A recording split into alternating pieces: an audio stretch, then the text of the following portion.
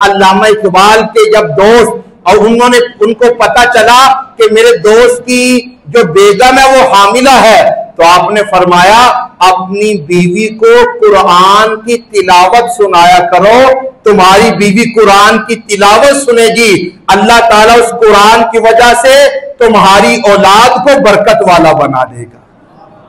अगर आज हमारी भी माए बहनें चाहती हैं कि मेरी औलाद खूबसूरत हो, मेरी औलाद